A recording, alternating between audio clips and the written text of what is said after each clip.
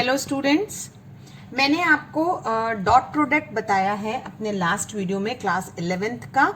अब मैं जो आपको बताने जा रही हूँ वो क्रॉस प्रोडक्ट है। आपके डॉट प्रोडक्ट और क्रॉस प्रोडक्ट के बहुत से न्यूमेरिकल्स आते हैं फिजिक्स में, और हम अक्सर ये देखते हैं कि फिजिक्स में हमें उतना ही मैथ्स पढ़ना चाहिए जो हमारी यूटिलिटी का है, क्योंकि अननेसेसरी बच्चे बहुत ज़्यादा इन्वॉल्व होके फिजिक्स में डिफिकल्टी फील करने लगते हैं, स्पेशली बायो स्टूडेंट्स। क्योंकि मैथ्स के बच्चे वेक्टर अपने 12th स्टैंडर्ड में पढ़ते हैं तो उनके लिए तो इजी हो जाता है, लेकिन बायो बच्चे बहुत डिफिकल्टी फील करते हैं। तो मैं सिर्फ उसी पॉइंट ऑफ व्यू से पढ़ा रही हूँ कि 11th में जिन बच्चों ने बायोलॉजी लिया है या मैथ्स लिया है, दे विल फील ईजी। उतना ही अप्लाई करिए जितना आपको फिजिक्स में जरूरत है।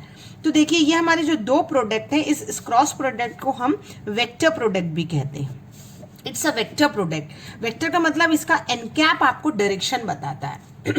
आपने जो लास्ट वीडियो देखा है मेरा डॉट प्रोडक्ट का, उसमें आपने देखा था मैंने सिर्फ प्रोडक्ट मल्टीप्लाई करके आंसर निकाला है, यानी वो स्केलर है, उसमें कोई वेक्टर डायरेक्शन नहीं है। बट इस केस में आपका डायरेक्शन होता है। तो अगर दो वेक्टर हैं जो आपस में एक्ट कर रहे हैं with making certain angle, then the third axis is giving you the directional product of A cross B। इसमें बहुत छोटा सा एग्जाम्पल जो है, इस तरीके के वेक्टर प्रोडक्ट में आप जो करते हैं वो कहते हैं राइट हैंड स्क्रू रूल। जैसे मैंने ये मान लीजिए पेन रखा हुआ है और मैं नीचे से मूव कर रही हूँ, तो पेन कहाँ जा रहा है? I am moving in this plane, means anti clockwise direction अगर मैं मूव कर रही हूँ तो pen is moving upward. When pen is moving upward मतलब direction is given in this way. ठीक है, हमारे तीन ऑर्थोगोनल वेक्टर्स हैं, I cap, J cap, K cap. Cross product के लिए आप याद रखिए I cross I, J cross J and K cross K is 0। जैसे अभी मैंने आपको डॉट प्रोडक्ट में बताया हुआ है कि I dot I, J dot J and के डॉट के इज 1। डॉट प्रोडक्ट का वीडियो जरूर देखें और उसको नोट्स बनाएं उसके। वैसे ही ये क्रॉस प्रोडक्ट है। तो क्रॉस प्रोडक्ट निकालने के लिए हम एक मैट्रिक्स मेथड प्रूफ करते हैं। अब ये मैट्रिक्स का जो मेथड है, मुझे सिर्फ फॉर्मूले से मतलब है, because I have to just apply, लेकिन आप इसे प्रूफ भी कर सकते हैं। So this is the need of maths student. For us in physics I will just by heart the formula, और बाय हार्ट भी नहीं करने की जरूरत है, मैं आपको अप्लाई करके दिखाऊंगी तो यू विल फील ईजी। देखिए, आई कैप जब हमें निकालना है तो हम सिर्फ जे और ये के कॉलम को देखिए, 4 नंबर दिख रहे हैं ना आपको। अगर मैंने आई का कैप को निकालना है तो आई कैप को नहीं देखना है, मुझे सिर्फ किस देखना है? A Y B Z and A Z B Y. Cross multiply करिए, और आई कैप के लिए मैंने आई कैप को नहीं देखना है। तो देखिए, आई कैप को मैंने नहीं देखा और इसे क्रॉस मल्टीप्लाई किया, तो ए वाई बी जेड हुआ है ना, और दूसरा हुआ ए जेड बी वाई। बीच में माइनस साइन रहेगा, this you have to remember. फिर आपके पास एक माइनस साइन रहेगा। अब मुझे जे कैप निकालना है, तो I will not see J cap, J cap नहीं देखूंगी। तो क्या बच रहा है? A X B Z, cross multiply करिए, ए जेड बी एक्स, है ना। तो देखिए, क्रॉस मल्टीप्लाई करके वही लिखा मैंने, बीच में माइनस साइन रहेगा। जे कैप के आगे माइनस है। कुछ बुक्स में ये टर्म अगर इंटरचेंज है, मतलब अगर आपने बी एक्स ए जेड पहले लिख दिया है और ए एक्स बी जेड बाद में लिखा है, तो ये माइनस और ये इंटरचेंजिंग टर्म आपको प्लस दे देगा। सो डोंट फॉरगेट, एक ही डायरेक्शन याद रखेंगे तो आपको ईजी रहता है, इसलिए माइनस साइन के साथ इसे याद करिए। A X B Z and B X A Z. जैसे हमने यहाँ से ए वाई बी जेड, पहले हम ए से स्टार्ट कर रहे हैं ना, तो यहाँ पे भी वही करिए। फिर प्लस के कैप है तो हम के कैप को छोड़ देंगे, A X B Y B X A Y. See, ax by bx ay। so this is how you have to solve the matrix। पर ये फॉर्मूला आप याद करने के लिए नोट कर सकते हैं, अदरवाइज हम डायरेक्ट एग्जाम्पल से स्टडी करेंगे। तो क्रॉस प्रोडक्ट का ये फॉर्मूला है आपका, जैसे हमारा डॉट प्रोडक्ट का था ना, a cross b is a b sine theta n cap, where n cap gives you the unit vector. N cap क्या होता है? एन कैप आपको बताया था ना मैंने, vector upon mod of vector. ये ऑलरेडी मैं वेक्टर के बेसिक्स में क्लियर कर चुकी हूँ। एंड ए बी वही मॉड होगा, साइन थीटा मतलब हम एंगल भी निकाल सकते हैं। Like in dot product I told you कि दो वेक्टर अगर परपेंडिकुलर हैं तो उनका डॉट प्रोडक्ट 0 होता है। अगर दो वेक्टर पैरेलल हैं तो उनका क्रॉस प्रोडक्ट 0 होगा। This is only the important point you have to keep in mind. तो मैं स्केलर प्रोडक्ट जो मैंने ब्रीफ किया है ना, ये आपको सिर्फ फिजिक्स के लिए यूजफुल हो जाएगा। 12th में आप वेक्टर बहुत क्लियरली पढ़िए, नो प्रॉब्लम। फिजिक्स में हमारे लिए इतना बहुत है। अब मैं डायरेक्ट आपको सॉल्व करके दिखाती हूँ एग्जाम्पल। मान लीजिए वेक्टर ए आपके पास दिया हुआ है 3i plus 4j and b आपके पास दिया हुआ है -3i plus 7j. These two vectors are given to you. k cap नहीं है तो k हम 0 करेंगे. I have to find a cross b. मुझे डिटर्मिनेंट बनाना है. i j k मेरा पहला होता है. उसके बाद क्या था, कोएफिशिएंट ऑफ i के नीचे लिखेंगे. कोएफिशिएंट ऑफ i 3 है, कोएफिशिएंट ऑफ i -3 है. करेक्ट. कोएफिशिएंट ऑफ j 4 है, कोएफिशिएंट ऑफ j 7 है. प्लस है तो प्लस लिखा है. k नहीं है सो आई विल राइट 0 0. करेक्ट. अब क्रॉस मल्टीप्लाई करना. जब मुझे i देखना है तो i को छोड़ देना है. 4 इंटू 0 इज 0, 7 इंटू 0 इज 0, यानी आई कैप का तो टर्म मिल ही नहीं रहा है. 0 माइनस 0 हो गया.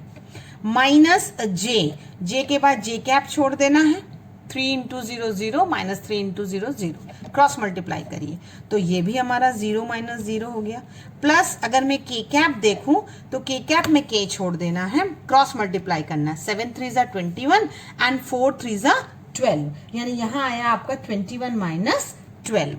सॉरी, माइनस बीच में था और ये -12 है. Correct. Don't forget this minus sign in between. तो 7 3 जा 21 हुआ आपका, माइनस -4 3 जा -12. तो ये माइनस माइनस हो जाएगा आपका plus. So what answer you will get? You will get a cross b is nothing but here 33 है ना, and k cap. This is what important. You are having one unit vector, so it is called vector product. ठीक है. अब मैं आपको कहूं कि इसका मॉड निकाल दीजिए.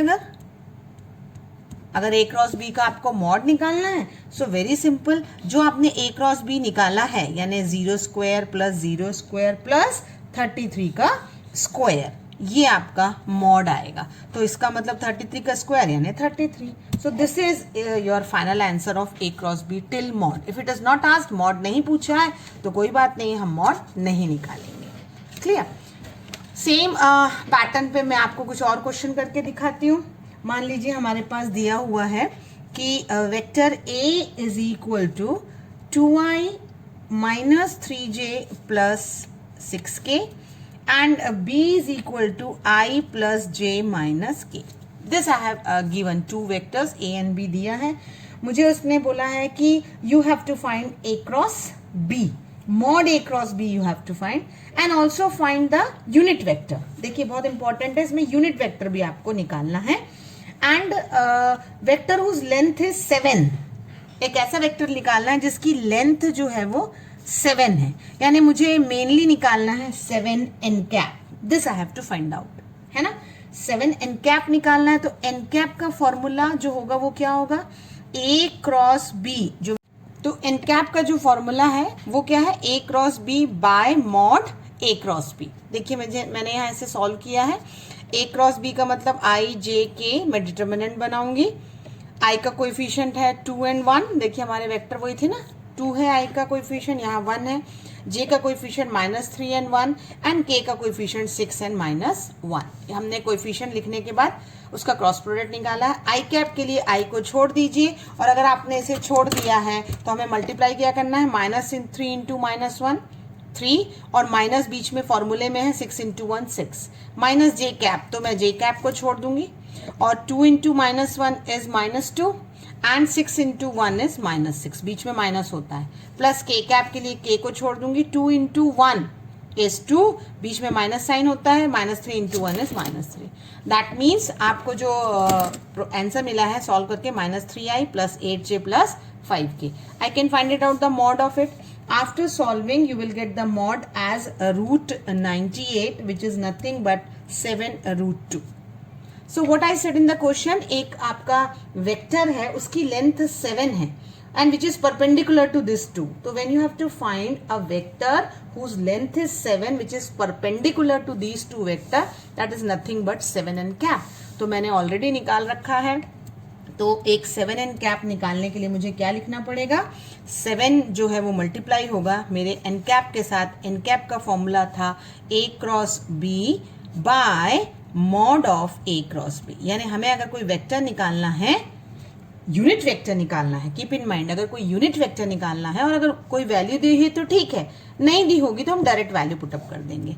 तो 7 के साथ मैं पूरा वेक्टर लिखूंगी, -3i plus 8j plus 5k whole divided by mod उसका निकालना है 7√2।